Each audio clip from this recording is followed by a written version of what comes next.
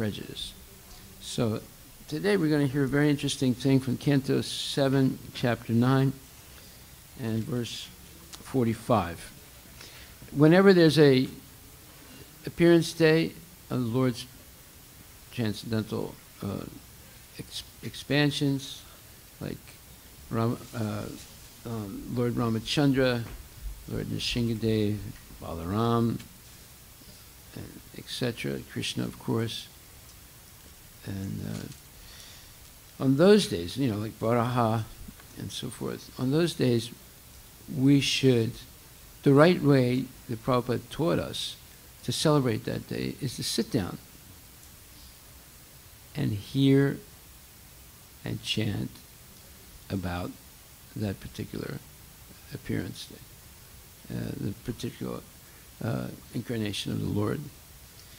And that way, the whole day you're chanting and hearing about the Lord and His wonderful pastimes.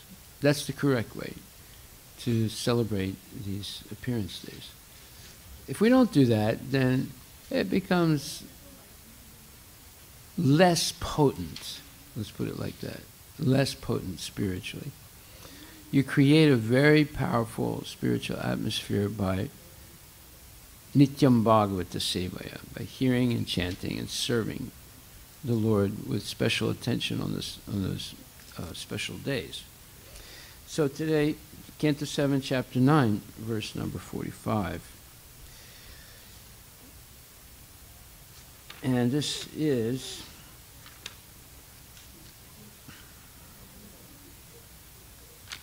Prahlad Maharaj speaking.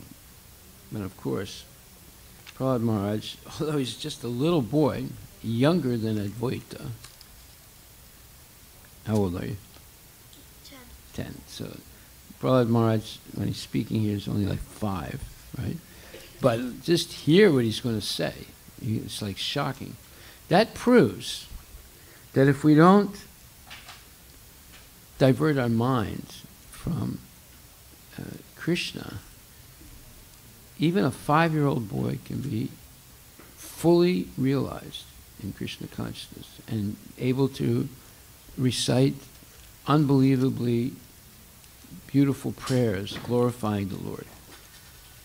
Like Bhaktisiddhanta, he knew the entire Bhagavad Gita when he was 7. He could recite the whole thing. And not just recite it mechanically, but he understood it.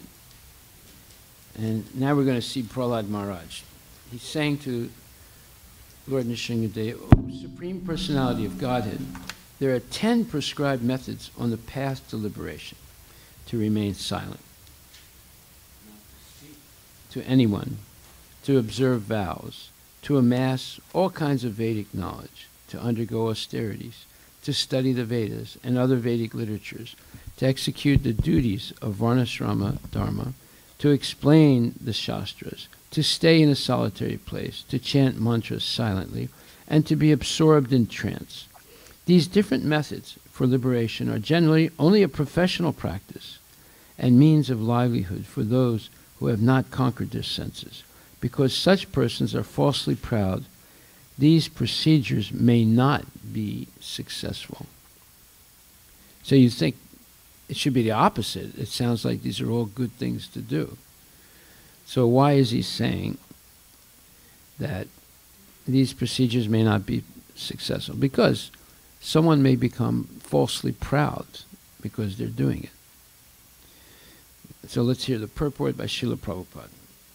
As stated in Srimad Bhagavatam 6.1.15, Kechit kevalaya bhaktya vasudeva parayana agam dunvanti karsneya niharam iva bhaskaram. Niharam iva bhaskara. Only a rare person who has adopted complete unalloyed devotional service to Krishna can uproot the weeds of sinful actions with no possibility that they will revive. He can do this simply by discharging devotional service, just as the sun can immediately dissipate fog by its rays. So, this is a very important verse. Prabhupada has lectured many times on this verse, and we're going to see why. Prabhupada explains, the real purpose of human life is to attain liberation from material entanglement. Such liberation may be achieved by many methods. Tapasa brahmacharyena samenava damenacha. But all of them, more or less, depend on tapasya, austerity, which begins with celibacy. Sukadeva Goswami says that those who are Vasudeva Parayana, who have fully surrendered to the lotus feet of Lord Vasudeva, meaning Krishna, automatically achieve the results of mona, silence, vrata, vows, and other such methods simply by discharging devotional service. In other words, these methods are not so powerful. If one takes a devotional service, all of them are very easily performed. So here's something that we should take note of.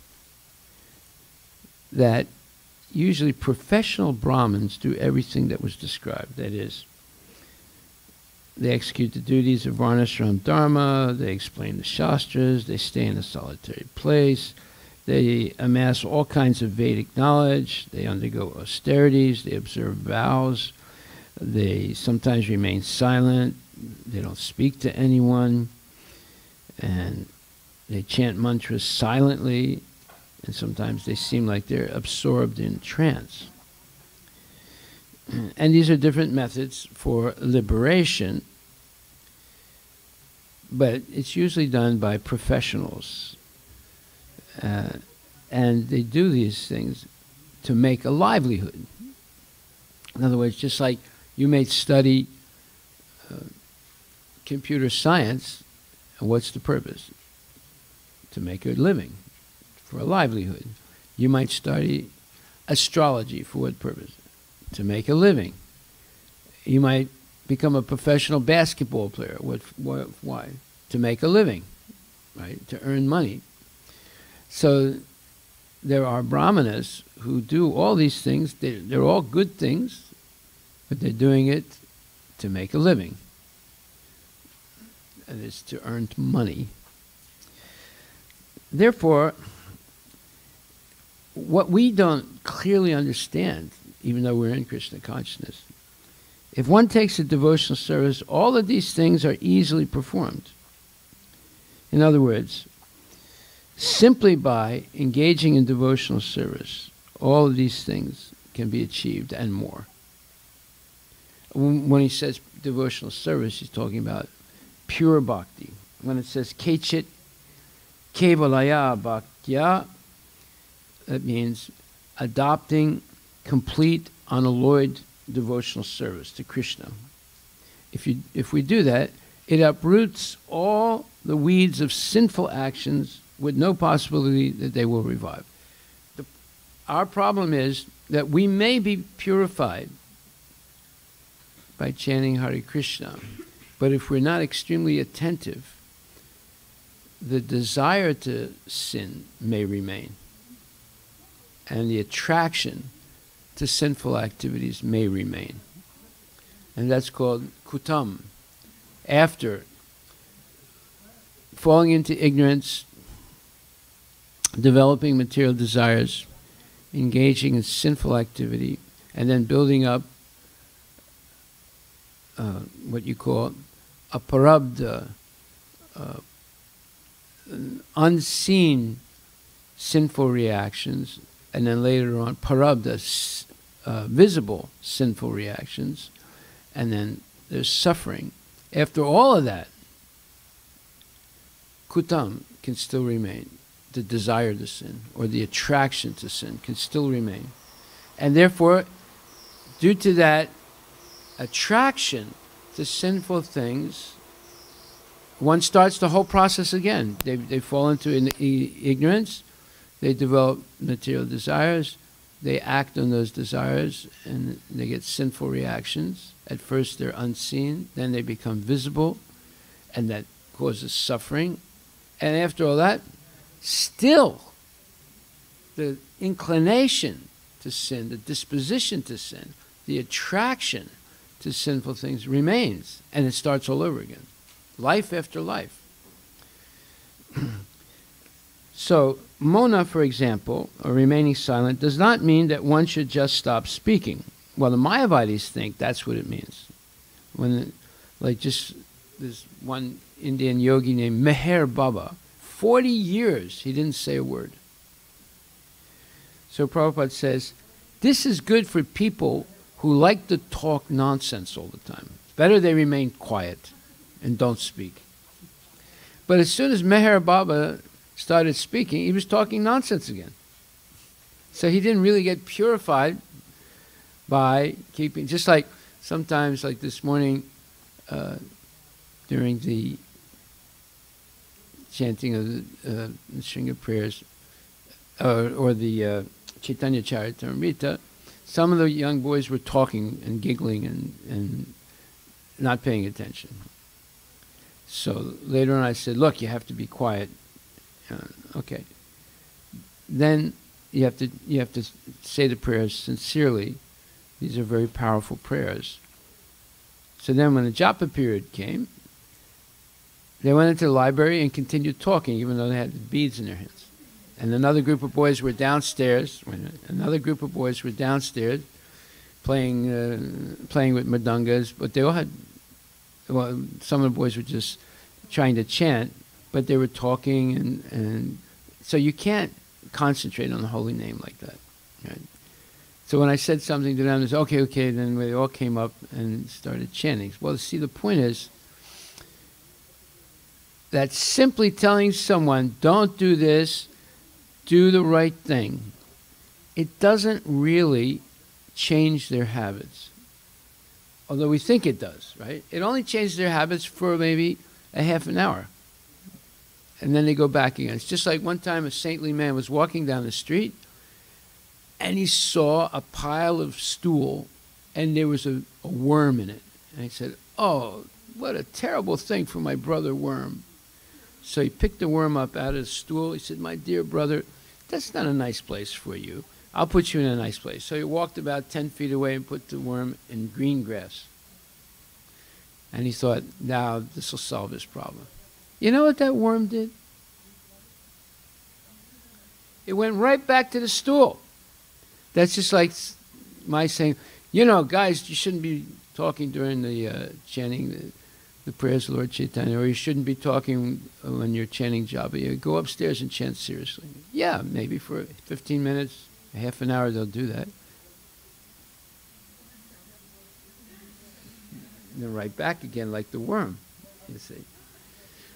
So we can see what happens if you focus the mind. Focusing the mind is what is difficult to do in this age, especially the digital age of binary technology.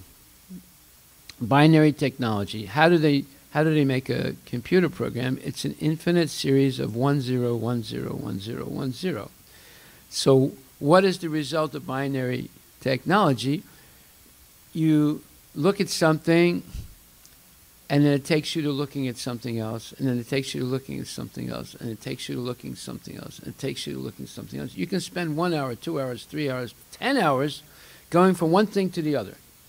You watch television, and it has 3 minutes of hate, 1 minute of extreme violence, 5 minutes of peace, 1 minute of love. Again, 2 minutes of hate, and it keeps going like that. It keeps changing all the time, right? That's binary technology. It's taking you 10, 10, 10, 10, 10, 10. Krishna consciousness is monary technology. Monary technology means one. Always keeping the mind focused on Krishna. Not 2 minutes of hate, 3 minutes of affection, 4 minutes of violence, like that. Or it's even faster if you look at the MTV and programs like that. It's not like 1 minute, 3 minutes, 5 minutes. It's like 1 second this, 3 seconds that, 1 second that, 2 seconds this, 1 second that. It's even worse, right? So you see these little kids, like 3 years old, watching a cartoon. This cartoon is like MTV also. It's like 1 second this, 2 seconds that, 3 seconds this. It keeps changing. And that breaks your ability to focus. If you fall into the trap of watching things like that, you will not be able to focus. Yes, Advait. Microphono.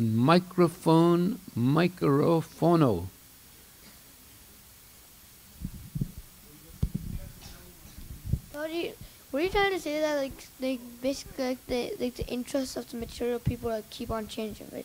Like it's not remaining. It's due to the technology called binary technology.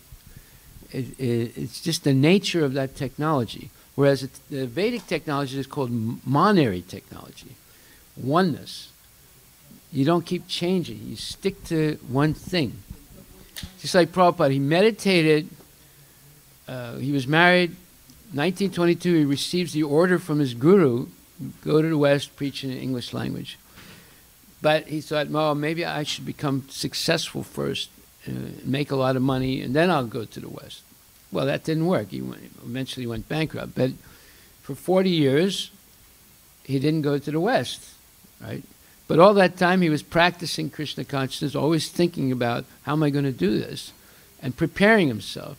And finally, Krishna arranged for him to take sannyas, and then a few years after that, he came to the West and did what his guru said. But all that time, since 1922 till he came to the West, he was meditating. How am I going to do this? I have to, prepare myself. And he prepared himself by publishing Back to Godhead. He prepared himself by helping open temples. He prepared himself by financing the opening of temples and different things. He was focused on one thing, and that's pleasing his spiritual master. You see? And look how successful he was. And you can't do that if your mind is always disturbed or agitated by material desires. Because material desires, they're unending and they're all different. I want to be a soldier. No, I want to be an IT guy. No, I want to be a rapper. No, I want to be a football player. No, I think I should be a stockbroker. And it's unending. And as long as we can't figure out what we should be doing and what is the essential thing to do in life, we just waste our time. You get to be 60 years old, and you say, well, I wanted to do this, and I wanted to do that, and I wanted to do that, and I did nothing. I got nothing done. Right? I was always starting and stopping, and then starting all over again and stopping again. So if one thing you can learn in Krishna consciousness is to be able to focus your mind on the most important thing. So here Prabhupada says, the real purpose of human life is to attain liberation from material entanglement. Such liberation may be achieved by many methods. Tapasya brahmacharyena samena vadamena. So the foremost method is celibacy. Celibacy even in marriage. In other words, you can have children, but it's only used, the intimacy is only used for procreation. And then but the continuity of the procreation is raising the child properly, and that requires tremendous cooperation between the husband and wife for 20, 30 years. So in other words, you have to fix your mind on what my duty really is in life. Right? Someone gets married, their duty is to have children and raise them as best they can to be Krishna conscious. And maintain celibacy. Celibacy as a brahmachari, celibacy as a grihasta, celibacy as a vanaprastha, celibacy as a sannyasi. Now you might say, well, wait a minute, how can you be celibate if you're a grihasta? Yes, you only use sex life for procreation, and then you're considered a grihastachari or a brahmahasta. You're actually celibate even though you're married. So this is absolutely important. So, but of all of them, Prabhupada says, they all depend on tapasya, austerity, which begins with celibacy. Sukadeva Goswami says that those who are Vasudeva Parayana, who have fully surrendered to the lotus feet of Lord Vasudeva, Krishna, automatically they achieve the results of keeping a vow of silence, making other vows, other such methods simply by discharging devotional service. In other words, these methods are not so powerful.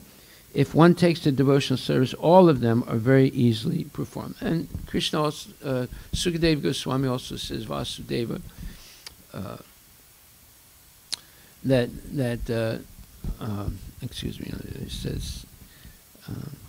he says that simply by engaging in devotional service, one attains the result of all other practices. One attains knowledge and renunciation. So this keeping silent doesn't mean you don't talk. It just means you don't talk nonsense. The tongue is meant for speaking. The tongue is meant for speaking, although sometimes, to make a big show, a person remains silent. There are many who observe silence some day in a week. Vaishnavas, however, do not observe such silence. Silence means not speaking foolishly. Speakers at assemblies, conferences, and meetings generally speak foolishly like frogs.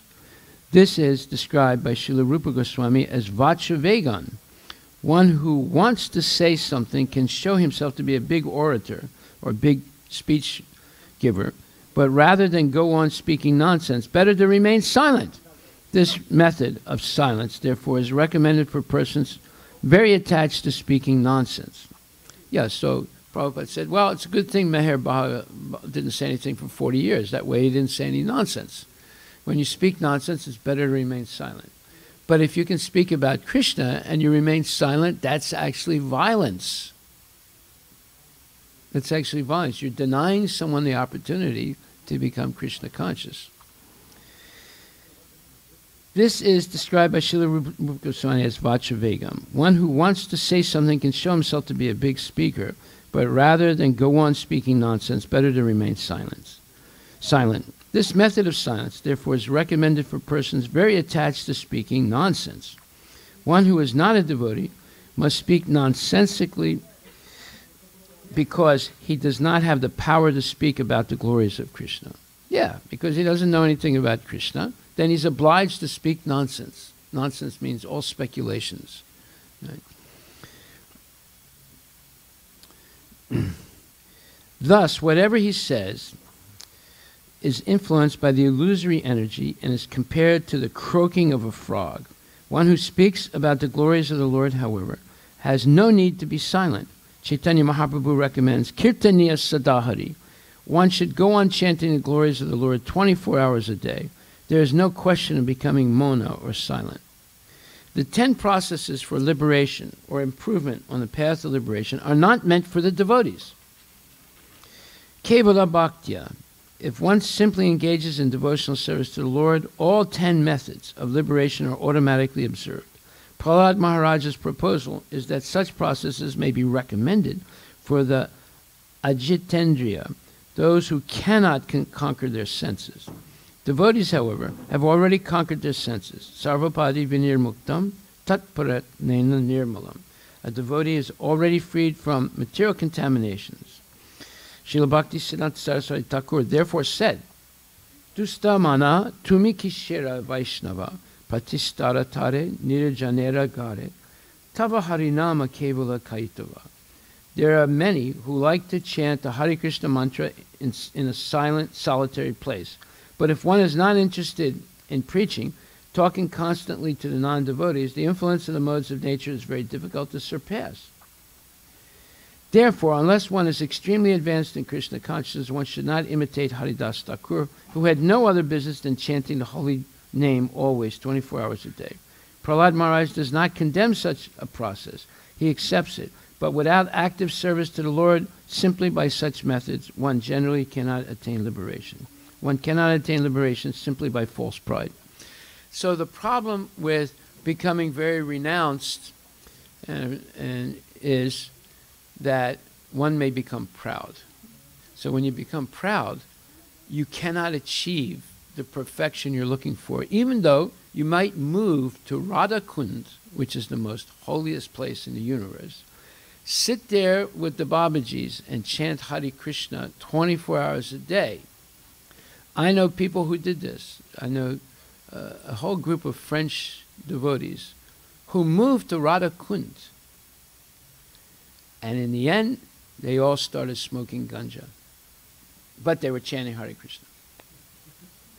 Yeah. And they stayed there, and each one had a particular story. Each one ended up with a horrible result. Horrible things happened to all of them. Right? So you cannot... Krishna consciousness is not geographical. It's not that, oh, if I move from Paris to Radha Kund, then I can be a pure devotee. No. You have to be a pure devotee everywhere. Therefore, these people who moved to Radha Kund, they became more contaminated. Even though they were chanting Hare Krishna, they became more contaminated because they thought they were better than everyone else. They went to Radha Kund and they became proud by chanting. And whoever is proud, there's a saying in English, that whoever the gods want to destroy, first they make him proud. And then by pride, one is destroyed. So, Chinada Pisunichana, one should always be humble, more humble than the straw in the street, more tolerant than the tree, devoid of all sense of false prestige, ready to offer all respect to others. In such a state of mind, one can become Sadahari, always chanting the holy name of the Lord. So Vasudevi Bhagavati Bhakti Yoga Prayojitaha Jnanayat Yasavairagyam Jnanam Chaya, the Haitukam. This verse, first canto, second chapter, it says that when you engage in the service of Krishna, Vasudevi Bhagavati, Bhakti Yoga Prayojitaha, in unalloyed devotional service, Jnanayat Yasavairagyam, you develop knowledge and renunciation. Jnanam Chaya, the Haitukam. And this is by the mercy of Krishna, because you're always Vasudeve Bhagavati, always engaged in the service of Krishna. That's the key. So sometimes people complain, say, oh, Harivilas always asking us to do some service on this festival, that festival. No, we have to study. We have to do this Bhakti Shastra, we have to do this Bhakti Vaibhava, we have to do this, we have to do that. We don't have time to do all these things. Those things are definitely recommended by Prabhupada, but not at the expense of devotional service. If you become a bookworm, that's what will happen to you. You'll end up becoming a worm in the next life. Right? This is not an academic process. This is process of Vasudevi Bhagavati, offering service to Krishna. Okay, so now the next verse he says, by authorized Vedic knowledge, this is Prahlad Maharaj speaking, by authorized Vedic knowledge, one can see that the forms of cause and effect in the cosmic manifestation belong to the Supreme Personality of Godhead. For the cosmic manifestation is his energy. Both cause and effect are nothing but energies of the Lord. Therefore, O my Lord, just as a wise man, by considering cause and effect, can see how fire pervades wood, those engaged in devotional service understand how you are both the cause and effect. Now, this is a 5-year-old boy saying this. Have you ever heard a 5-year-old boy talk like this? And plus, he's saying it in Sanskrit. We're reading the translation in English, right? How is this possible? Now, I'm going to explain this so you probably don't realize how profound this verse is. What keeps people in the material world? It's their perplexity, their confusion due to cause and effect. Cause and effect is one way Maya keeps people in the world, in the material world, in the cycle of birth and death. Just like somebody might try and figure out, how is it that I stepped in the dog dew? Sometimes you walk down the street and all of a sudden your foot slips and you look down and you just stepped in dog dew, in other words, dog stool. And so you sit down and try and ponder this. How is it that I did it? Well, I wasn't watching. But wait a minute, there's a rule. The people who take their dog for a walk and the dog passes a stool, they have to pick it up with a plastic bag and take it away. Who left it there so that I stepped in it? Now I got to find out who that is because I'm going to report them to the police. Right? But then you say, well, I'll go out every morning and watch who comes around with a dog. Right? So then the next morning, 3 people come around with a dog. And all 3 of them pick up the dog's stool. So now the question is, I should have kept a sample of the dog stool I stepped in so that I could figure out which dog it came from. Right? So you see, trying to figure out cause and effect just gets you entangled in the material world. You can go on the rest of your life trying to figure out cause and effect of different things that happen. This is one way that Maya keeps us in this world, trying to figure out cause and effect. Whereas Prahlad Maharaj, what is he saying here? He says, therefore, O my Lord, just as a wise man, by considering cause and effect, the wise man can see how fire pervades wood. Those engaged in devotional service understand how you are both the cause and effect. Now, when you look at a piece of wood, don't put your hand in front of your mouth. Don't just open your mouth like a walrus or a hippopotamus, and keep it open for about 10 seconds. Right? Put your hand in front of your mouth when you, okay? So, when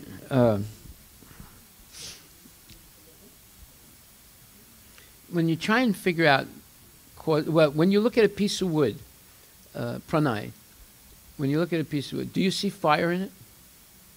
No. But here, Prahlad Maharaj said, why does he say here, just as a wise man, by considering cause and effect, can see how fire pervades wood. Those engaged in devotional service understand how you are both, you meaning Krishna, are both the cause and effect. What does he mean here? See, in class, you're going to have to listen very carefully. Of course, I'll repeat certain things several times, but you have to listen carefully. Otherwise, it's going right over your head, and you won't be able to understand anything. Listen carefully now. When you look at a piece of wood, do you see fire? No. Why does he say, therefore, O my Lord, just as a wise man, by considering cause and effect, can see how fire pervades wood? What does he mean? Anybody? Pranay. I have to say Hare Krishna. Everyone say Hare Krishna.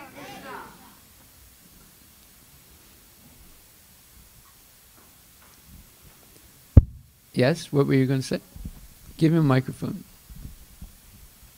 My idea is that since this is fire pervades wood, I think it's like saying that if you light a wood on fire, then it would burn. It will what? It will burn and turn into ash. Right. So is there fire in the wood? No. No. After that explanation, you're saying no? Well, you have to light it. Okay. But if there was no fire in the wood, it wouldn't light it. Can you light a piece of iron? Not easily. The answer is yes, but it's very hard. But wood, you can light it rather easily, and you see the fire come out of it. You see? So he's saying that a wise man can see how fire pervades wood, and those who are engaged in devotional service understand how Krishna, you, are both the cause and effect of everything. So in other words, nothing can happen unless Krishna permits it to happen. Right? So if you were walking down the street and you were thinking of going to somewhere to do nonsense, right? And you stepped in dog do. You know what dog do is? Dog stool. And then you say, how did this happen? I want to know how this happened, right? What could you say based on what we just read? The dog question or that question? The question I just asked. Anybody? If you stepped in dog do walking down the street, after hearing what you just read, What would be your conclusion? Yes, Sai. Microphono. We just learned that. Hare Krishna. We just learned that Krishna is both cause and effect. So the cause was you were thinking about nonsense, and the effect was you stepping in the dog stool. Exactly right. Sadhu, sadhu. Exactly right. Okay? Now, isn't it good to listen carefully? Right.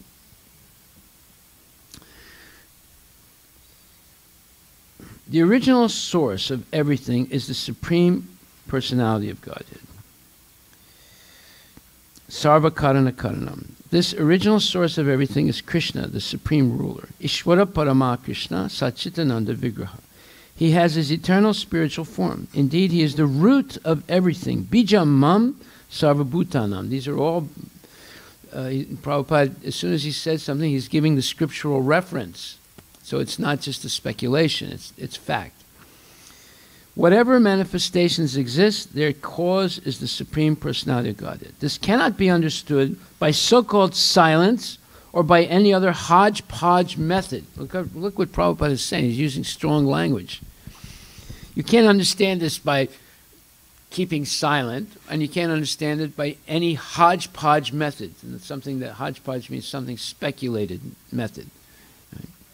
The supreme cause can be understood only by devotional service, as stated in Bhagavad Gita. Bhaktya mam abhijananti yavanyas jasmi tattva tatomam tattvato gyatva vishititad nantanam. Verse number 18.55. Very good.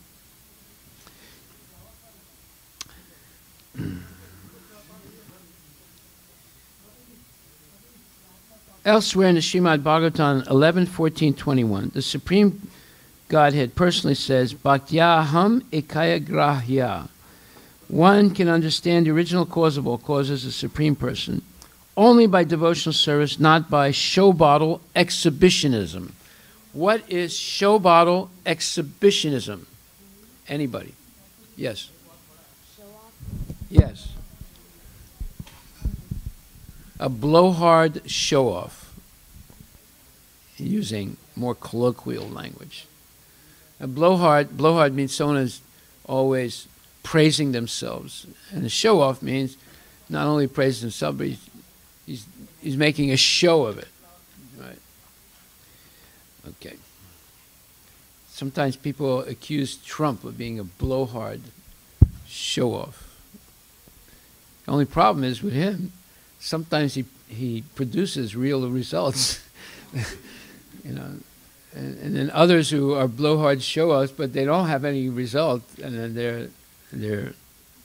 that's worse, right? Okay. So the next verse says, O Supreme Lord, you are, and this is Prahlad Maharaj, 5 years old, also speaking, don't play with the mridanga. O Supreme Lord, you are actually the air, the earth, fire, sky, and water. You are the objects of sense perception, the life airs, the five senses, the mind, consciousness, and false ego. Indeed, you are everything subtle and gross. The material elements and anything expressed either by the words or by the mind are nothing but you. This is the meaning of the beginning of the Purusha Shukta.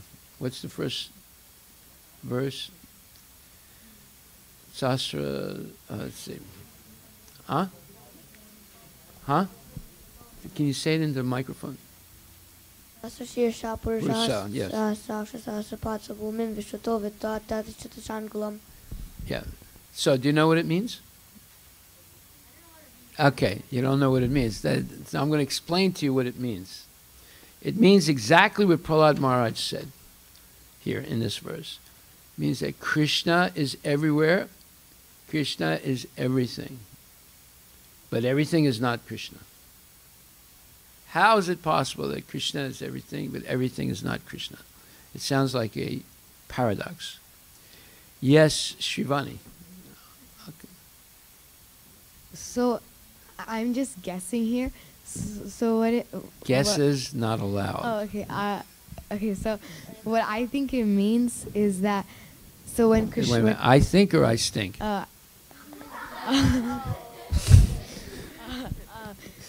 Okay, so... Hare Krishna. Hare Krishna. Oh, wait. Hare Krishna.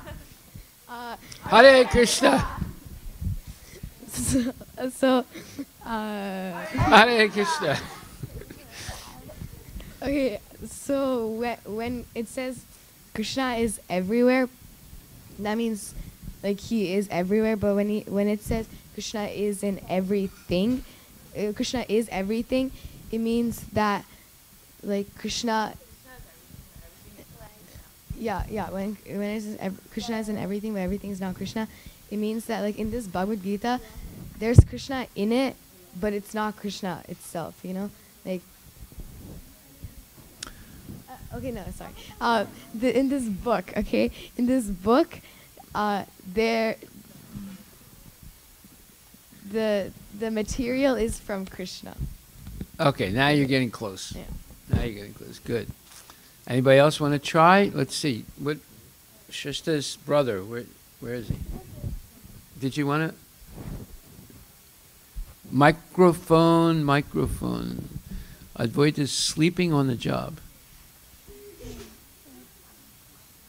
Yes. What I thought was that if everything is Krishna, it means that the spiritual people think Krishna is everything. But if the material nonsense people think that Krishna is not everything. Okay. We'll let Pranay continue the thought. Go ahead, Pranay. Question is, Krishna says he is everything. On the other hand, everything is not Krishna. So what's the explanation of that phrase? Go ahead.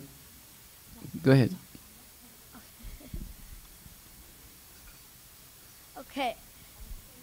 So I believe that since a rectangle is not a square, but a square is a rectangle.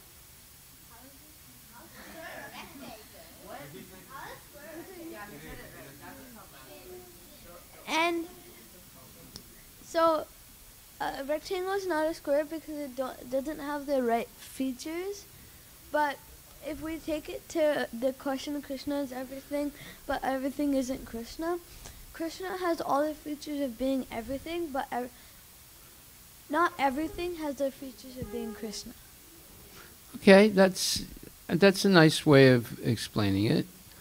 However, let's be much more specific. Okay, Yamuna, can you answer the question? Isn't it that, sorry. Hare Krishna. Quantitatively, Hare Krishna. So Shivani, at the end, came close to answering the question. What was the last statement you made, Shivani? She said that the material is from Krishna, right? Okay, so can you explain that more? Okay, so the material is from Krishna, but qualitatively, it's the same as Krishna, but quantitatively, Krishna is like Krishna. Are you getting mixed up? You're getting mixed more. up. Okay. All right, we'll let Advait have the final word before I explain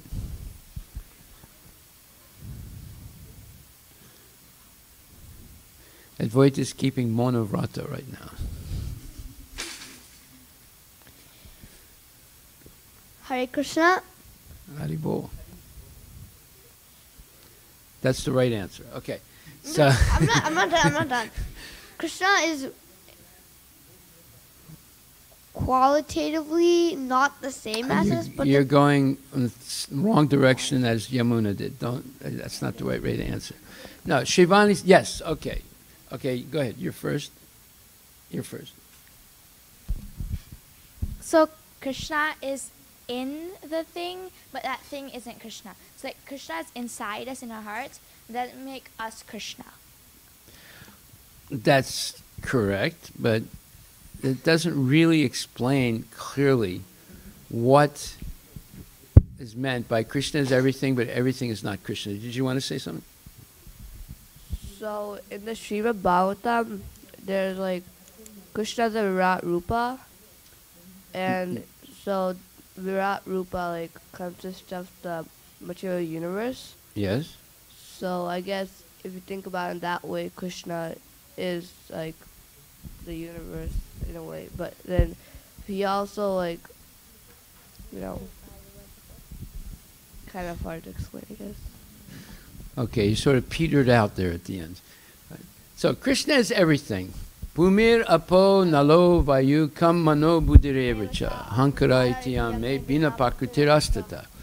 Everything is made of earth, water, fire, air, ether, which are Krishna's inferior spiritual energy, the apara prakriti. So whatever you see in this world is made of earth, water, fire, air, ether, right? And there is soul, jiva. Where does the earth, water, fire, air, and ether come from? Where does the jiva come from? So anything you see in existence is made up of earth, water, fire, air, ether, and soul. Some things don't have a soul. It's only earth, water, fire, air, and ether. Other things have earth, water, fire, and soul. So in that sense, Krishna is everything, because everything that you see is coming from Krishna. But Krishna is a unique individual. Even though all this energy is coming from him and all the jivas are coming from him, still he is Om Purnam Ada Purnamidam. He is complete and perfect. His individuality is not diminished. Whereas if a materialist hears that Krishna is everything, but everything is not Krishna, he would say, well, wait a minute, you're saying everything comes from Krishna.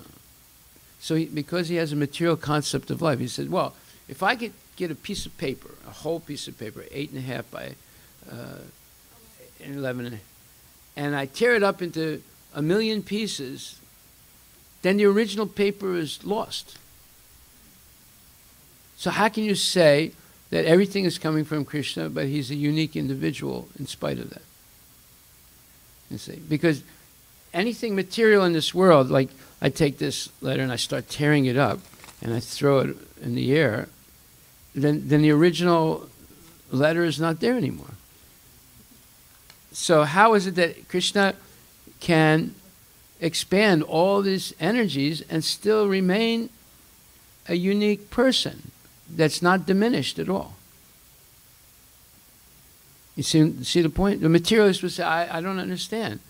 You're saying all this is coming from him and still he's complete and perfect and a unique individual? It's not possible, because he's only calculating materially. He doesn't understand that Krishna has infinite powers. Parasya Saktir Vividaya Vashriyate. He has infinite powers. Therefore, he can expand himself infinitely. All the jivas, all the material universes, all the Vishnu incarnations, all the Narayana expansions in the spiritual world, the whole spiritual world, and not be diminished at all. Can anyone else equal Krishna? No. So you can't understand Krishna unless you accept he has infinite powers, and in spite of expanding his infinite powers, he always remains a person that's complete. He's never diminished. So the next time you see someone and that person's disciple says, my guru is God.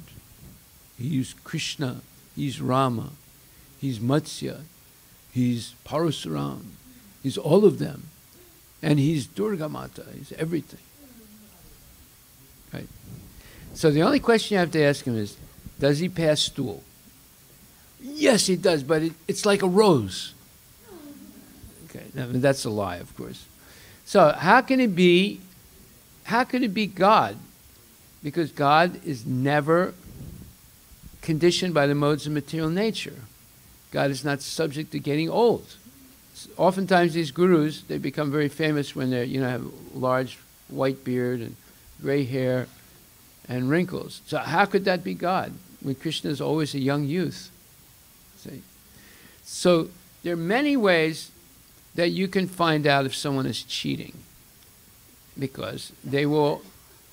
You can only understand someone is cheating if you have real knowledge of who Krishna is. If you don't have real knowledge of who Krishna is, then you can be easily cheated. So here, Narada Muni, Prahlad Maharaj is saying, indeed, you are everything, subtle and gross. The material elements and anything expressed, either by the words or by the mind, are nothing but you. And Prabhupada explains, this is the all-pervasive conception of the Supreme Personality of Godhead, which explains how he spreads everywhere and anywhere. Sarvam Klav Idam Brahma. Everything is Brahman, the Supreme Brahman, Krishna. Nothing exists without him.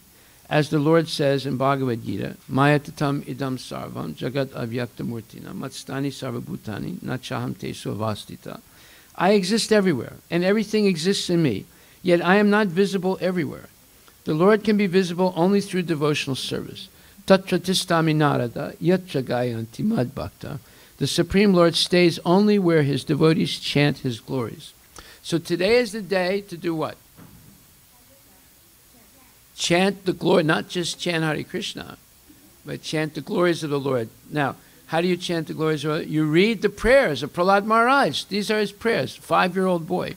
All he's doing is glorifying Krishna. We should meditate all day long on this.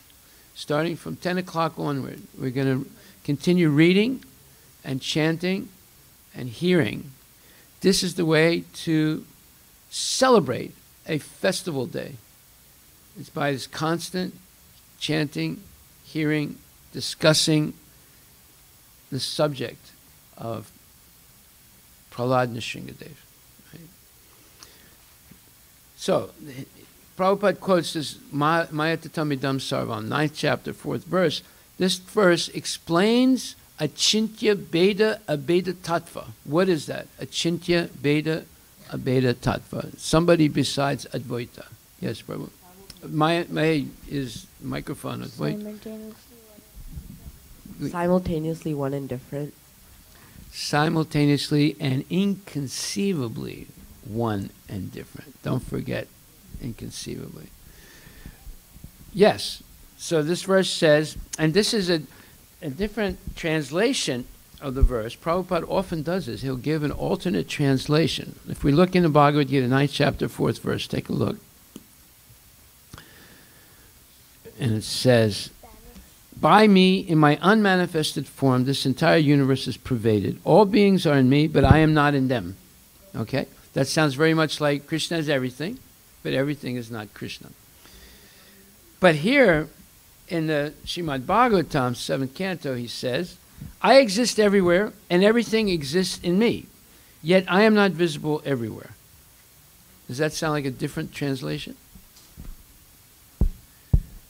Okay, he translates in Bhagavad Gita, by me, in my unmanifested form, this entire universe is pervaded. All beings are in me, but I am not in them. And then here, in the 7th canto, he says, I exist everywhere, and everything exists in me, yet I am not visible everywhere. Yes, Prabhu. Give him the microphone. And stop opening your mouth, right? The meaning is like the same, but yeah. Yes, yes. Basically, it's saying that everything is coming from Krishna, therefore Krishna is everything. But Krishna is also a unique individual that's always perfect and complete. And most people do not see Krishna, although he's everything and everywhere. But most people do not see. And that's because they still have material desires. As long as we have even one material desire, we cannot see Krishna. But as soon as you purify all material desires by constant what? By constant devotional service, Kechit Kevalaya Bhakta. At that point, you see Krishna everywhere because you have the knowledge. When Krishna says, Rasoham apsukonteya, that means I am the taste of water. As soon as you drink water, you see Krishna because it quenches your thirst. Prabhasmi Sasi Suraya. As soon as you see the sun or the moon, that's Krishna because that light is coming from Krishna's body, the Brahmajyoti. Right? And Prabhasmi Sasi Suraya. Pranava Sarvavede. So as soon as you hear the Vedic Om, that's Krishna. That's the impersonal representation of Krishna. Sabdeke Purushan Nisu. When you hear sound in ether, that's Krishna. Right? And Sabdeke Purushan Nisu. And whenever you see ability in man, like you see some, what's his name? LeBron, yeah, you see him dunk the ball in the hoop. The ability to do that, that's coming from Krishna. So you can see Krishna teaching in the 7th chapter how to see him everywhere. And then he continues in the 9th chapter, and then he continues in the 11th chapter. He's teaching us how to see him everywhere. So what Prahlad Maharaj is saying here is not something strange. And then, of course, Narada Muni says, Tatratistami Narada, Yatra Gayanti Madbhakta. The Supreme Lord stays only where his devotees chant his glories. That means chanting his holy name and chanting about his transcendental qualities. So we're going to do that today? Will you see Krishna? How? Chanting, hearing, discussing, and glorifying Krishna. And also by having darshan of Krishna, right? We're going to have darshan of Krishna, Radha and Krishna, and Sitaram, Lakshman, Hanuman, and Lakshmi Nrsingadev. So you're going to be able to see Krishna because you stay in the temple and you hear and chant all day. So the next verse says, neither the 3 modes of material nature, sattva guna, raja guna, and tamaguna, nor the predominating deities controlling these 3 modes, nor the 5 gross elements, nor the mind, nor the demigods, nor the human beings can understand your lordship, for they are all subjected to birth and annihilation. Considering this, the spiritually advanced have taken to devotional service. Such wise men hardly bother with Vedic study. Instead, they engage themselves in practical devotional service. Ouch! This is exactly what I said earlier. That the person said, oh, I can't go in Sankirtan because I have this class, it's this Bhakti Shastri class. I can't go in Sankirtan. Does that sound like it's violating this verse? You can see the verse there, the English translation? Okay, so this verse says, neither the 3 modes of material nature, nor the predominating deities controlling these 3 modes, nor the 5 gross elements, nor the mind, nor the demigods, nor the human beings can understand your lordship, for they are all subjected to birth and annihilation. Considering this, the spiritually advanced have taken to devotional service. Such wise men hardly bother with Vedic study. Instead, they engage themselves in practical devotional service. So does this sound... the person said, I can't come on Sankirtan, I have to study. Does that sound like it's violating this verse? Huh? What do you think, Prabhu? What do you think? Yeah, violating the verse. Therefore, nothing should be scheduled concomitant with Sankirtan. Now, sometimes they might be scheduling, let's say, a conflict because there's so many different services going on in the temple. But Sankirtan is Yuga Dharma. What does that mean? Yuga Dharma, what's it mean? Prabhalika, what's Yuga Dharma mean? Hare Krishna.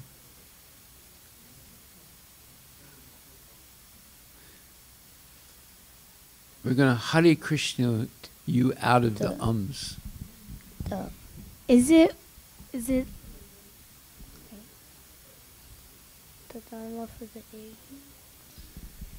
like, is that like the only way that by chanting that you'll be freed from all sins? That's true. But it is the recommended process for this age. Kali recommended. Yoga. Exactly right. Okay, so what is it? What is it again? Yuga The Dharma? recommended process. No, for wait a minute. We want to hear probably. We heard you already. The recommended process for this yoga. Process for what? Going to Disneyland? No. Going Kali where? Yoga. What? To Godhead. Where? To Going where? Godhead. Yes. Okay. Thank you. As stated in several places, Bhaktya Mam Abhijananti. It's only by devotional service that one can go back to Godhead, see Krishna, etc. Only by devotional service can the Supreme Lord be understood. The intelligent person, the devotee, does not bother much about the practices mentioned in text 46. That was all the different processes of Vedic study and austerities and Varnashram Dharma duties, explaining Shastra, chanting silently, so forth. The intelligent person, the devotee, does not bother much about the practices mentioned in text 46. Mona vrata shruta tapo dhyayana swadharma. After understanding the Supreme Lord through devotional service, such devotees are no longer interested in studies of the Vedas. Indeed, this is confirmed in the Vedas also. The Vedas say, Kim artha vayam adyest yamahe kim artha vayam vakshyamahe. What is the use of studying so many Vedic literatures? What is the use of explaining them in different ways? Vayam vakshyamahe. No one needs to study any more Vedic literatures, nor does anyone need to describe them by philosophical speculation. Bhagavad Gita 252 also says, Yadate moha kalilam buddhir vyatirishyati tadaganta sinirvedam shrota vyasya shrutasya cha. When one understands the Supreme Personality of Godhead by executing devotional service, one ceases the practice of studying the Vedic literature. Elsewhere it is said, Aradito yadi haris tapasa tata kim. If one can understand the Supreme Personality of Godhead and engage in his service, there's no more need of severe austerities, penances, and so on. However, if after performing severe austerities and penances, one does not understand the Supreme Personality of Godhead, such practices are useless. So, this is interesting. This sounds different than what we usually hear. But this is Prabhupada. Do not underestimate Prabhupada, because he goes always right to the core of an issue. Core of an issue is to become Krishna conscious. And the way you become Krishna conscious is by unalloyed, uninterrupted devotional service. Savai pumsa paro dharmo yato bhakti rahuksaje haitukiya pratihata ayatma suprasiditi. There's no vacation and there's no stoppage of the service. It's unalloyed. There's no interruption of it. Therefore, next verse, text 50. Therefore, O Supreme Personality of Godhead, the best of all persons to whom prayers are offered, I offer my respectful obeisances unto you, because without rendering 6 kinds of devotional service unto you, offering prayers, dedicating all the results of activities, worshiping you, working on your behalf, always remembering your lotus feet, and hearing about your glories, who can achieve that which is meant for the Paramahansas? So 6 kinds of devotional service. 1, offering prayers. 2, dedicating all the results of activities, meaning dedicating the result of all our activities to Krishna. 3, worshiping you, worshiping Krishna. 4, working on your behalf, always doing the work of Krishna, that is preaching and managing and so forth. Always remembering your lotus feet, number 5. And hearing about your glories, number 6. So these are, it says,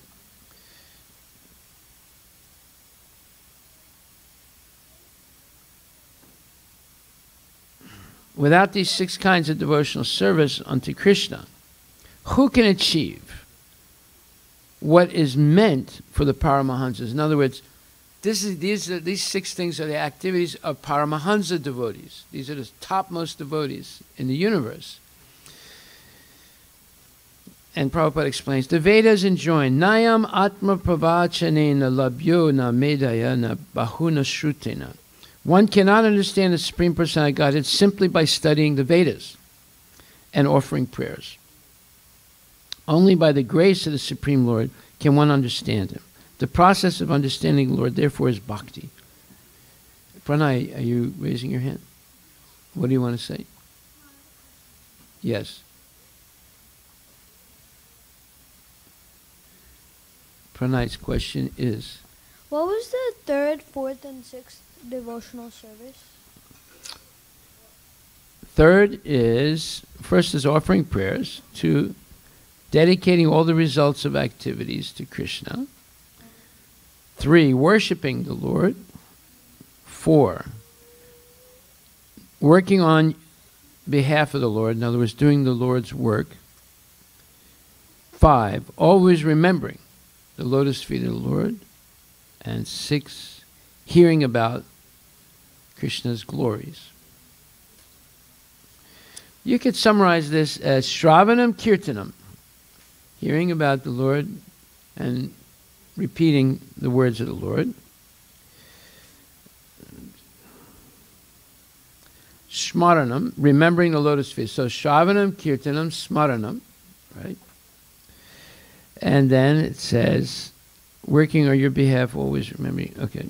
Working on your behalf. Shravanam, Kirtanam, Smaranam, Vishnu Smaranam, Padasevanam, offering service to the feet of the Lord, and Archanam, worshipping the Lord, and Atma Nivedanam, giving everything to the Lord. So in other words, it's the 9 processes of serving the Lord, or the 9 processes of bhakti.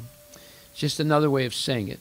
He shortened it to 6, but those 6 are embedded in the 9th. Because when you say Archanam, you say Vandanam, Dasyam, Sakyam, Atma Nivedanam. They're all included in those 6 also.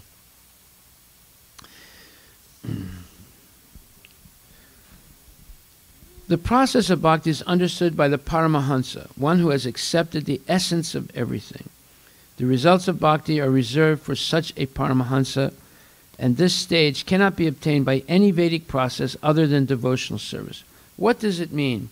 The Paramahansa who has accepted the essence of everything. What does this mean? The essence of everything. One of the girls, okay, let's see. Probably, why don't you answer this question? Yeah, you. No, you. Yeah. What is the question? Can you please repeat the question? Anyone explain what the question is? Anyone? Any of the girls, can they explain what the question is so that she can answer it? Anybody? The essence of everything. What is the essence of everything? I'll read it again. It says, the process of bhakti is understood by the Paramahansa, one who has accepted the essence of everything. Okay, team effort. Team effort. Go ahead. Process of bhakti.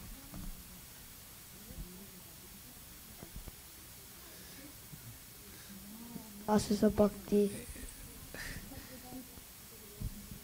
Don't you don't want to preempt their ability to discuss and come to a conclusion. Okay, you got 5 seconds more. 1, 2, 3, 4, 5. Okay, answer. Answer? Yes? Go ahead. The essence of a Paramahamsa, I mean, like, everything is devotional. Okay, Hare Krishna. Is What is it? devotional service. Yes. Very good.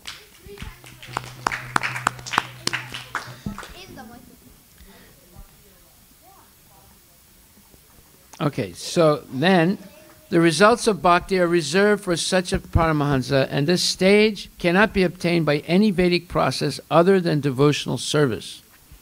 Other processes such as jnana and yoga can be successful only when mixed with bhakti. So there are jnana yogis, there are a lot of them, and there are yogis engaged in different yoga practices.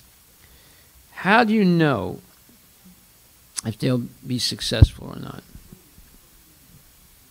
Yes, Pranay. How do you know? If they do devotional service. Actually, yes. Yes. Yeah, in other words, if there are many jnanis and yogis, they never talk about devotional service to Krishna. They never even talk about Krishna. They just talk about, Brahman and this thing and that thing. But they never, get down to the nitty-gritty of talking about devotional service and the importance of it. Yes?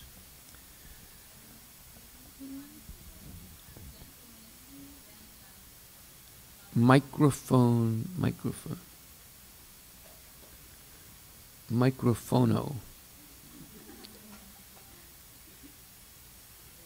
Hare Krishna.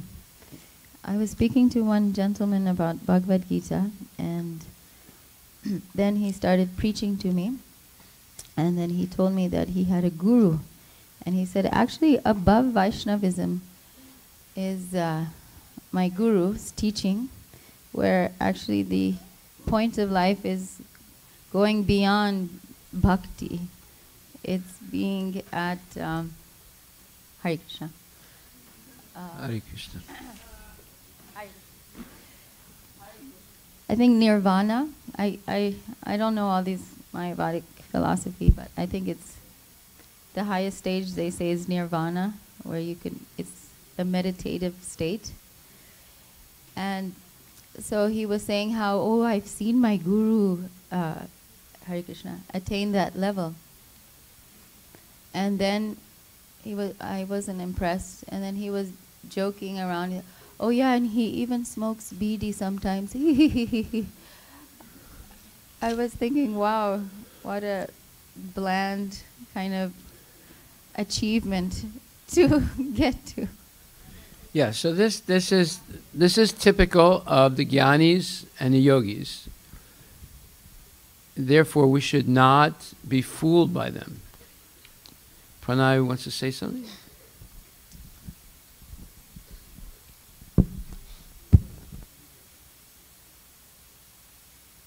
Do the yogis and the jnanis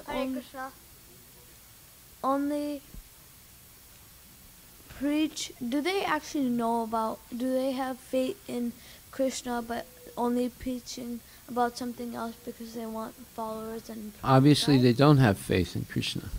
Otherwise, they would be concerned with the essence of everything.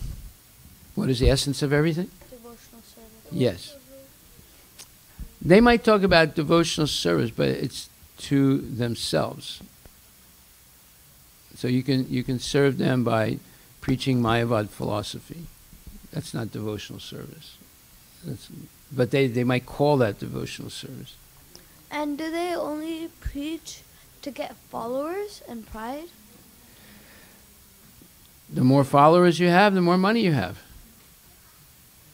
So what do they want, followers or money? Money. Yes. They get it through the followers.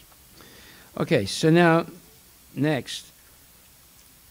Other processes such as jnana and yoga can be successful only when mixed with bhakti. When we speak of jnana yoga, karma yoga, and dhyana yoga, or meditational yoga, the word yoga indicates bhakti.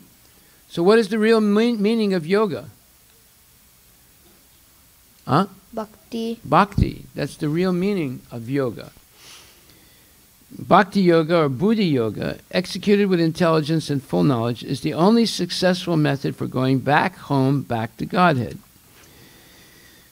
If one wants to be liberated from the pangs, or meaning the miseries of material existence, he should take the devotional service for quick attainment of this goal. Quick attainment means in this lifetime you can go back to Godhead. It's actually rather quick, because usually the speculators, Bahunam janmanamante jnanavam mam prapadyante vasudeva savamiti samahatma sudurlabha, which means 719, after many, many births and deaths, and one may become enlightened and understand Vasudeva Sarvam Iti. Krishna, you are what? Everything, yes. So, what is the essence of everything? Devotional service to Krishna. Service. Right? So we see that this verse 719 says, after many, many births and deaths, one who comes to knowledge says, Vasudeva Sarvamiti. Krishna, you are everything. What did Prahlad Maharaj say? Krishna is everything, right? But not everything is Krishna. Let's read this verse. It says, after many births and deaths, he who is actually in knowledge surrenders unto me, knowing me to be the cause of all causes and all that is. Such a great soul is very rare. So how do you say in Sanskrit, cause of all causes? Huh? Yes, Sarva Karana Karanam. So who is Sarva Karana Karanam? Krishna. Okay.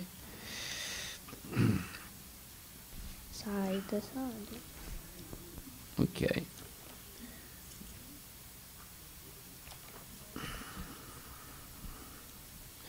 Next, the great saint Narada said, thus Lord Nrsingadev, this is verse 51, was pacified by the devotee Prahlad Maharaj with prayers offered from the transcendental platform. What's the difference between a prayer offered from the material platform and a prayer offered from the transcendental platform? What's the difference? Anybody? Somebody besides Pranay, Advait. What is the difference between a prayer offered from the material platform, a prayer to Krishna offered from the material platform, and a prayer like Prahlad Maharaj just did, offering prayers from the transcendental platform? Yes, Prabhu? Microphono. Hare Krishna. Prayer offered... Correct answer. Go ahead. I'm just joking. Go ahead. Hare Krishna. Hare Krishna. Prayer offered at material platform is for our sense enjoyment, and prayer offered at transcendental platform is for the Krishna's sense enjoyment, basically Krishna's enjoyment. Okay, but more specific, yes, your answer is right. But more specifically, it's a prayer glorifying Krishna's transcendental qualities. Whereas prayers offered from the material platform, you're asking something from Krishna. You want something from Krishna. For the material platform, the prayers they offer is the I, right? They keep oftentimes, yes. I want this, I want this. Pranay? And also in the material platform, when they take darshan or give prayers, aren't they how to say it, filled with dust in their heart? Well, the dust is compared to material desires. Okay. The Lord gave up, so Lord Nrsingadev is very pleased by these prayers offered from the transcendental platform. So the next time you want to pray to Krishna, how are you going to pray? From the material platform or the transcendental platform? Now explain to me, like for example, let's say you want to say a prayer right now from the transcendental platform. Can you give me an example of that prayer? Is it like, please Krishna, I want a new cell phone, and I want to go back to India because I have my friends there, and we go do nonsense every day, and I want to do the. So is that material platform or transcendental platform? So can you give me an example of transcendental platform? Anybody? Yes. Yes. Hare Bo, Hare Krishna. A prayer in the platform of devotion, a prayer in the spiritual platform would be like when you ask Krishna to help you progress in your spiritual, or bhakti yoga. Yes and no. I mean, obviously that's a spiritual desire. It's good. But Prahlad, he just prayed from the spiritual platform, transcendental platform. Go ahead, Yamuna. Didn't you say that praying on a transcendental platform was glorifying the lordship? Like yes. glorifying the Lord, the transcendental, like Lord, like just saying, Hare Krishna. Saying that the Lord. Okay, describing let her answer. Go ahead. So, for example, Prahlad Maharaj, he was getting tortured, but when he prayed to Krishna, he wasn't praying for himself. He was praying so Hiranyakashipu could get liberated and. Hare Krishna.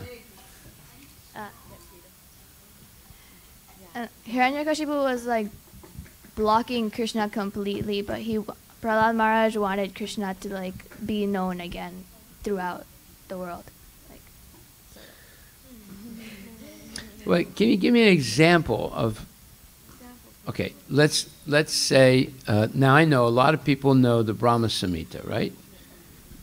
Okay, recite one verse and tell me what it means.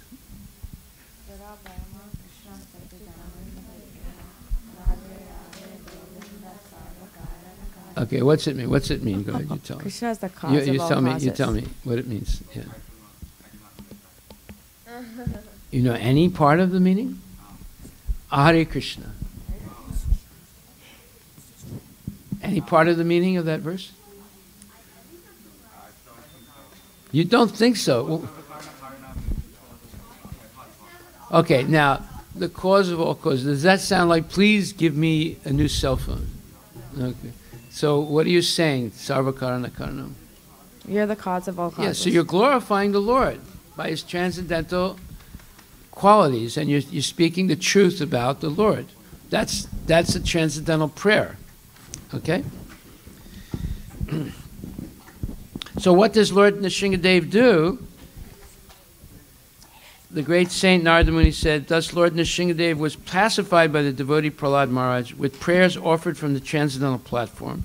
The Lord gave up his anger, and being very kind to Prahlad, who was offering prostrated obeisances, he spoke as follows. Now he's going to speak to Prahlad. The word nirguna is important. The Mayavadi philosophers accept the absolute truth as nirguna or nirakara.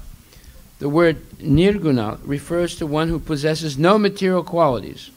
The Lord, being full of spiritual qualities, gave up all his anger and spoke to Prahlada. If you have no material qualities, does that mean you have no qualities? What does it mean? No material qualities. If someone has no material qualities, does that mean they have no qualities? Okay, then what qualities do they have? Yes. But the Mayavadis, they say, nirguna, Krishna has no material, God has no material qualities, therefore he's not a person. Does that sound right? No, that's wrong. You can be a person with transcendental qualities. This is what the Mayavadis deny. So now Krishna begins to speak, or Nrsimhadev begins to speak to Prahlad. Shri Bhagavan Uvacha. Prahlada Bhadra Bhadram Te Prito Ham Te Surottama Varam Vishnishvabhimatam Kama Puro Smiyaham Nirnam. The Supreme Personality of Godhead, Nrsimhadev said, my dear Prahlad, most gentle one, best of the family of the Asuras, all good fortune unto you. I am very much pleased with you.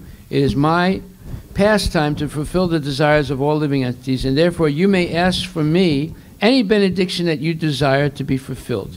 So, let me ask you a question. If Lord Nrsimhadev speaks this like this to you, he's saying basically you can have any material desire, any benediction you desire, I will fulfill it. What would you ask him? Wait a minute. Do you have an automatic arm that just goes like this? Okay, somebody else. What would you ask? What would you ask, Sai? What? Microphone. To be eternally engaged in the service. You wouldn't want, like, to be king of a whole planet in the universe? Because that's temporary. You wouldn't want to be a guru with 100,000 disciples? Come on, Ty. You don't want to be the best cricket player in the world, in the universe? Okay, so, yes. Now, what do you think Prahlad's going to say? Lord Nrsimhadev is going to offer him anything he wants. Anything he wants. Okay, well, we'll read. Yes, Prabhu, what are you going to say? Give him the microphone. Not the microwave, the microphone. Yes. Speak out loud. Press the button, it should turn green. Always engage in your devotional service. Yes, very nice. Good job. The Supreme Personality of Godhead is known as Bhaktavatsala, the Supreme Personality who is very much affectionate to his devotees. It is not very extraordinary that the Lord offered his devotee all benedictions. The Supreme Personality of Godhead said in effect, I fulfill the desires of everyone.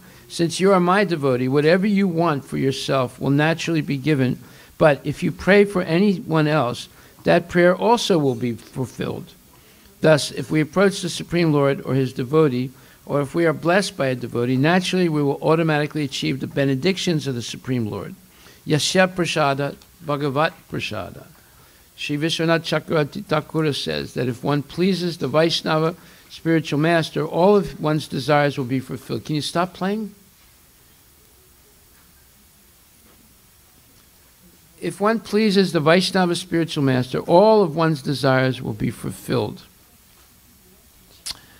Okay, so this can go two ways. There was once a man, he was walking in the desert, and all of a sudden, he found an oasis. What is an oasis? An oasis, yes. Ooh, anybody know? Besides Advait, what an oasis? Yes. Hare Krishna. It's Hare Krishna.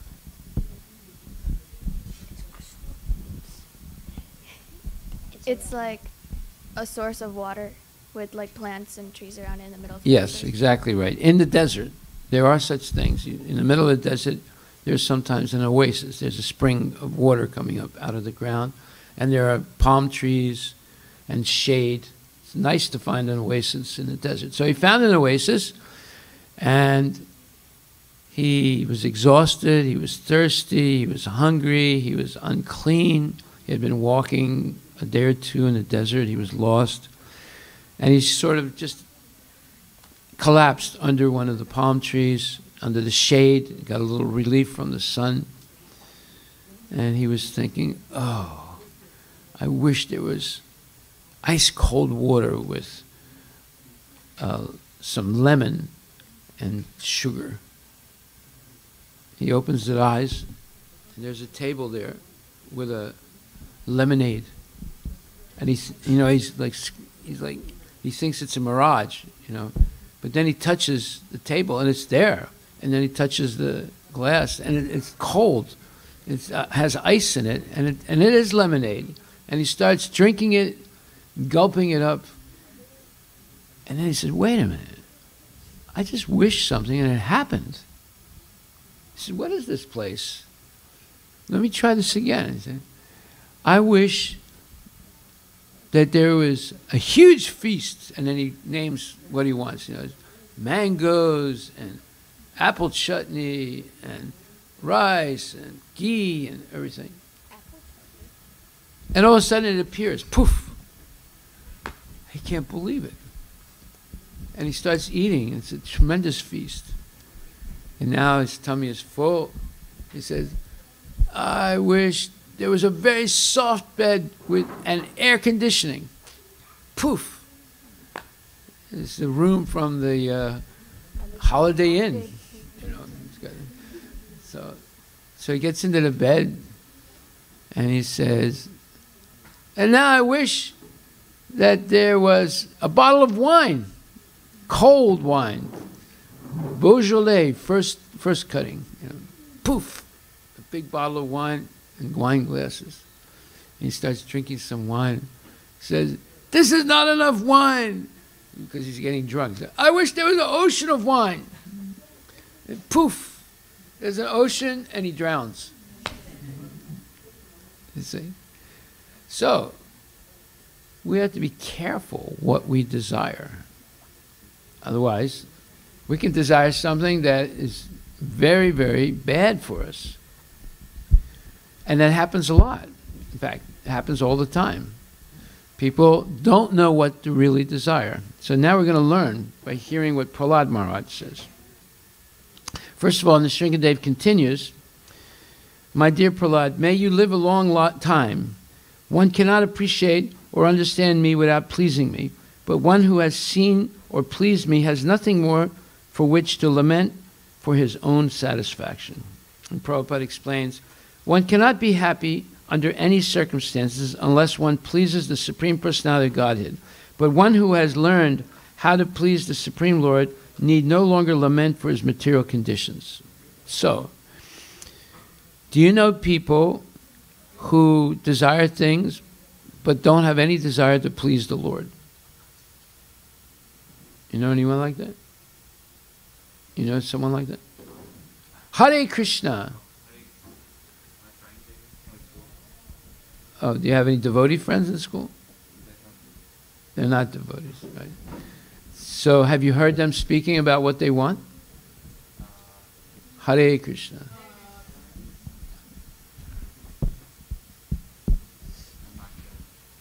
Then how can you say my friends in school? I don't remember exactly what they always want something and then they hope that their parents will benefit. So it's not in relationship to Krishna.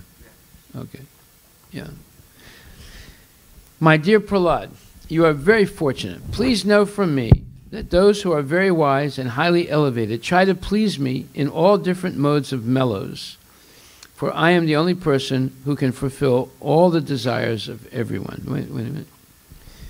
The words Dhira Sarva Bhavena do not mean in whichever way you like. Bhava is the preliminary condition of love of God. Atasaktis tato bhaves tata premya vidunchanti sadakanam ayam premna pradurbhave bhavet krurma. The bhava stage is the final division before one reaches love of Godhead. The word sarva bhava means that one can love the Supreme Personality of Godhead in different transcendental modes of mellows, beginning with dasya, sakya, vatsalya, and madhurya. What are those four words? What do those four words mean? Dasya, sakya, vatsalya, and madhurya. What do those four words mean? Any one of the girls, like Yamuna? What do those four words mean? Yes.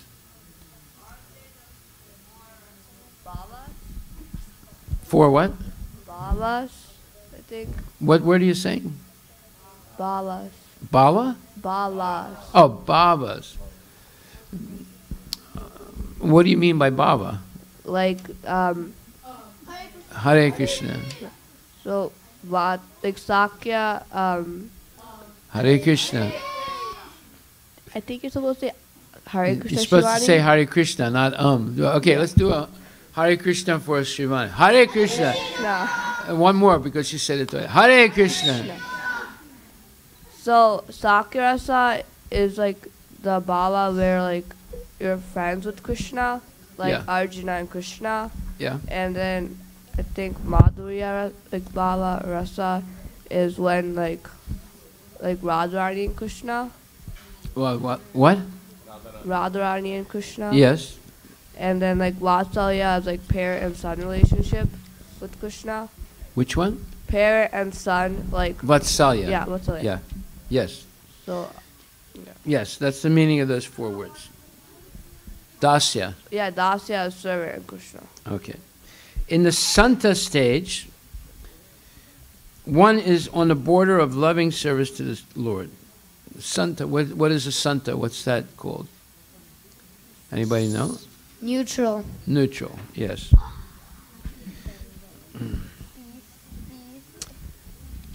Pure love of Godhead begins from Dasya and develops to Sakya, Vatsalya, and then Madhurya. Still, in any of these 5 millas, one can render loving service to the Supreme Lord. Since our main business is to love the Supreme Personality of Godhead, one can render service from any of the above-mentioned platforms of love. How can you render service from the Santa stage? The neutral stage. Yes, Sai?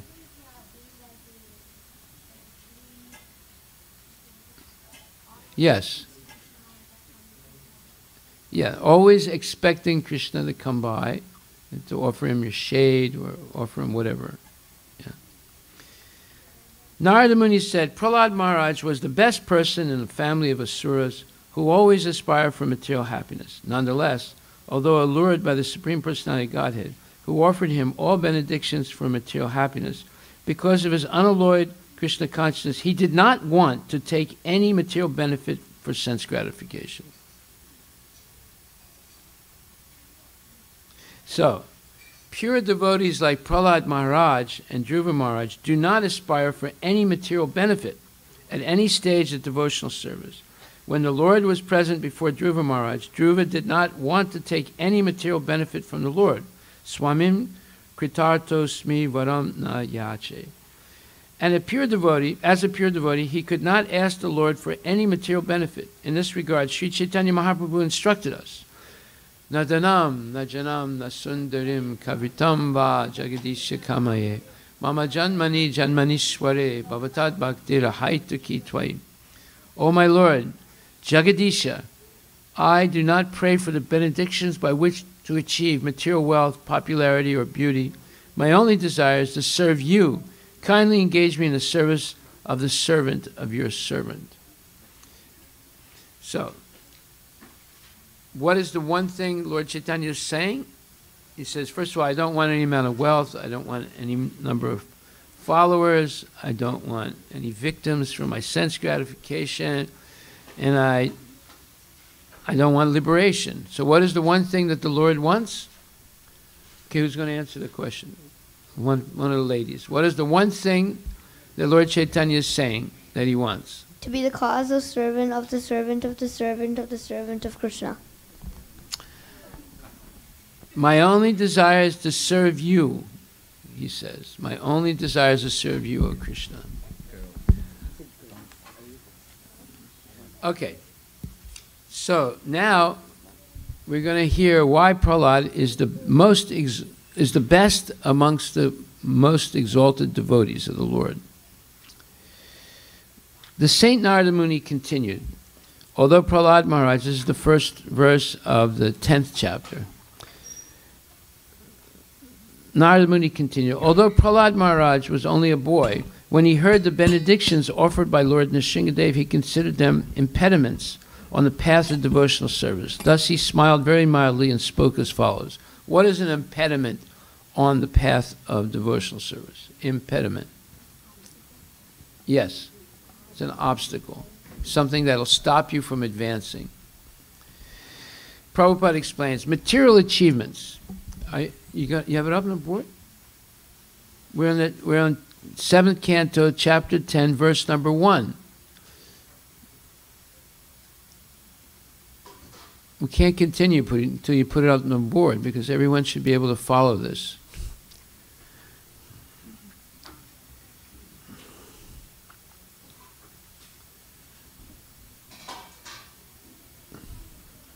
Material achievements are not the ultimate goal of devotional service. The ultimate goal of devotional service is love of Godhead.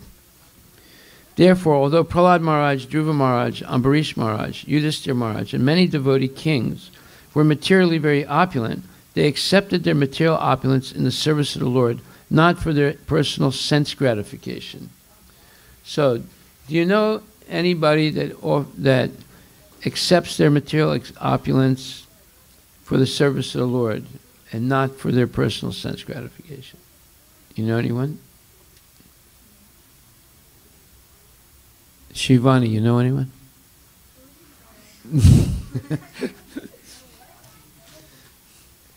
You know anyone? Do you know anyone that uses their material opulence for the service of Krishna and not for their personal sense gratification?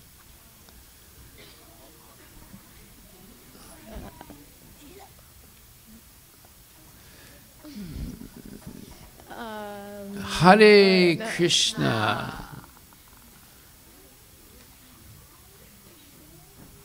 It's okay if you don't know. Okay. I don't know. Okay, so discuss in the group.